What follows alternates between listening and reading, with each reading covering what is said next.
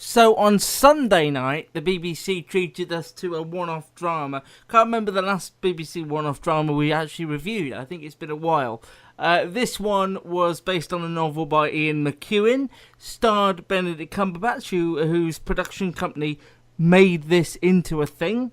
It's the story of a children's author, for some reason, whose daughter goes missing in a supermarket, and then I got lost. Basically, that's the key thing about it. Strong performances from Benedict Cumberbatch, toning down his Sherlock antics, and Kelly MacDonald very engrossing as well. But I've got so much to say about this, and Matt feels he has so little. I can completely understand why he feels he has so little to say, because this is a story of, as far as I understand it, a child going missing, grieving parents, obviously. Yeah. And this is because I've abused it so much on Twitter. People have come to its defence and told me this. This isn't what I've taken away from it. A man feeling like he never had a childhood and living it out after leaving in the woods. his job in the Stephen government. Campbell Moore character. You might have had an issue with this initially because there's a lot of ambiguity. And I know you like ambiguity more than Gary. I think if Gary had watched this, he would have struggled with it. But I think the fact that, A, they don't tell you how much time has elapsed. No. I suppose the fact that there's the child in time suggests to me that time, it all sort of muddles itself round. And as you're right, Stephen Campbell Moore's character is his publisher, and he also works in politics. And he, at some point, just decides to go and live in the wild and build a big clubhouse and live out there. And his wife becomes like his mother and rings a bell when it's time for dinner. This is my issue, because I watched this again, slogan of the week, I watched this with the folks. Normally when we watch a drama, we're watching it all together, we're engrossed. We were talking throughout this, going, what's this about? Where the hell is this going?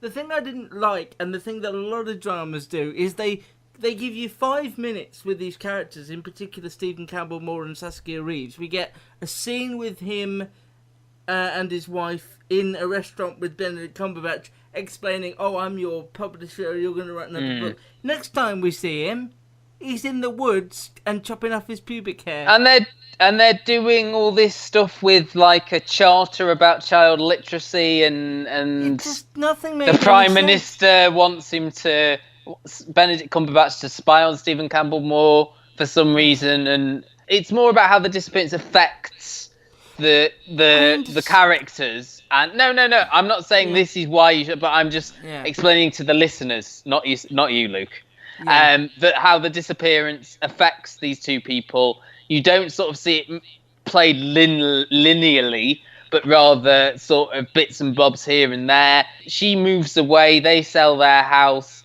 I'd forgotten about this. Yeah, she moves away. They sell their house. He goes... Sorry, I just was repeating what you said. She moves away. They sell their house. And basically, he gets lost on the way to her house for the first time. His ex-wife... He turned left. He turned left when he should have turned right.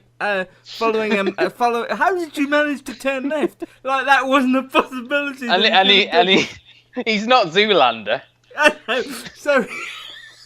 I'm enjoying this conversation a hell of a lot more than the child in time. My point being was... He went the wrong direction, right? And ends up at a pub that he thinks is familiar for some reason.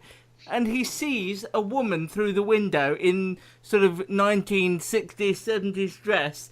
Only turns out it was his mother, with her announcing that she's pregnant with him for no reason at all, who just happened to be in a pub that his wife now lives in the village of. It's just ludicrous. Yeah, and he remembers being there because he was in his mum's womb at the time. Yeah.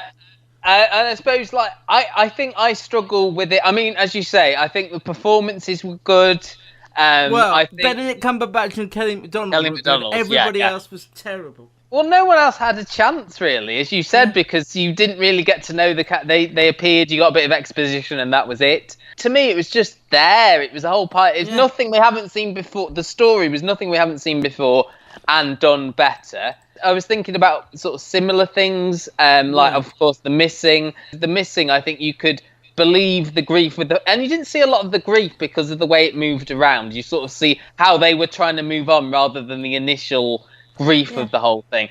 But the fact was that these were two quite well-off people who didn't have to worry about money because he's an author. I don't know what she did initially, but then she started is she like a teacher or something? Because she did some teaching. So. She ended up moving to like the seaside, doing a bit of teaching, just like random crafty things. I've said this before on Twitter, and apologies if you're a Twitter follower and saw this. To us, as a family watching it, it appeared like they'd filmed all these scenes, stuck them in a blender and gone, right, we'll stick that one there, that one there, this one here. Nothing fitted together. There was two really weird scenes that stand out for me. One is a scene with an estate agent where she says, don't tell us how much the house is worth, will you just write it down? Why? I didn't even pick up on that. So I remember the bit with the estate agent, but and to be honest with you, I only watched this last night. I forgot it was on, and that's how forgettable it was.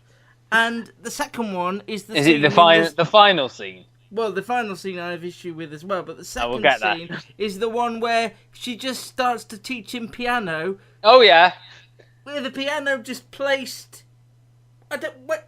Where was that piano? And I just think my point I was making, though, was that it's hard to care about these characters like you did, especially the second series of The Missing with the Keeley Hawes and David Morrissey, where they're struggling, they're in a foreign country. They're not that well off for money, they've got and I was also thinking, and this is going back like 10 years now, but Torn, the Chris Lang thing. Chris Lang piece, with Nicola Walker, and how they were all quite like well, no, the family who lost the child were well off, weren't they? And then the family who got... But that was a well-told story. And you had a conclusion, whereas this, the end of it, was blooming Kelly MacDonald giving birth. You missed out the previous scene where people tell me he saw his soon-to-be-born little boy on a train that he was with for some reason. Oh, yeah. What the... Seriously, what was this He saw a little about? boy on a train, and... Yeah. Well, I read on Twitter because, like as you said, you've been quite vocal about it. Well, I kept my cards close to my chest, as I always do. as always. But one of the responses you had was someone saying, Ian McEwan's books are hard to adapt because it is Ian McEwan, isn't it? It is, yeah. Yeah, because they're a lot about feelings and stuff. And you could tell that this was, I could tell anyway, that this was a story that had done well, a book that had done well, but it was a book that was hard to adapt, and I could see that through the scenes and through the structure, and I was thinking, I wonder how these were structured in the book, because in a book it's a lot easier to do this. In a TV drama, a TV film, it's harder to do, to adapt it to suit the audience who are only sitting down for an hour and 90 minutes, what have you. There's so many things they just didn't bother explaining, like why Saskia Reeves was fine with her husband having a breakdown and fine with ringing a school bell out in the... She didn't have any issue with him chopping off all his pubic hair. There's a very weird scene where he says, I don't want to cut off Mr. Thing. And I just think, what? What?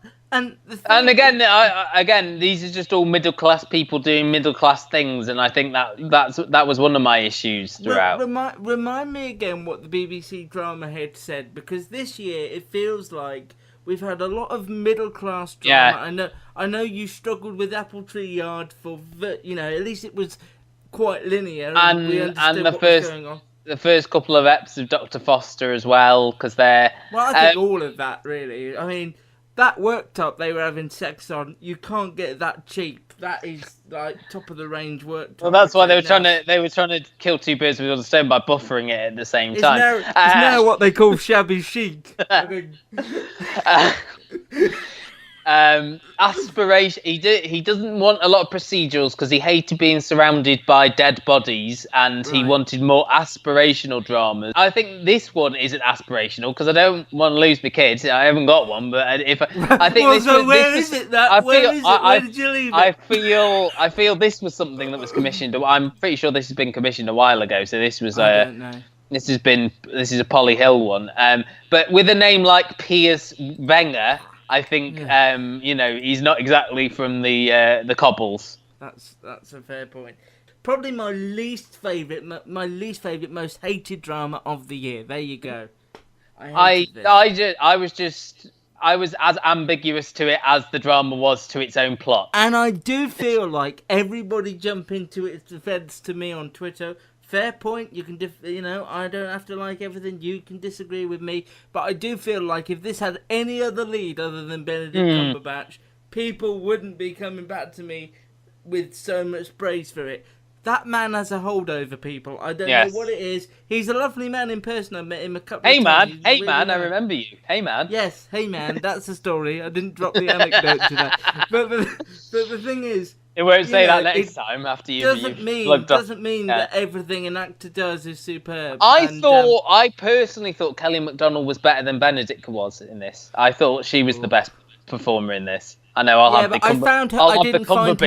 didn't find her very warm, but maybe that was the character. She lost a child. Did she, Matt? I don't know. Nobody really knows. I didn't understand it. It was like a screensaver. I just like... That is good. Perhaps that's the way of saving money on the licence fee. Perhaps they're not putting on dramas anymore. Perhaps they're just screensavers. No, because this would have cost a lot of money. I mean, I understand. I mean, you saying that, it's similar to when I've been sort of critical of Dr. Foster the last couple of weeks, and people have been saying, oh, but Saran is so good in it. And it's like, yeah, but one performance doesn't serve...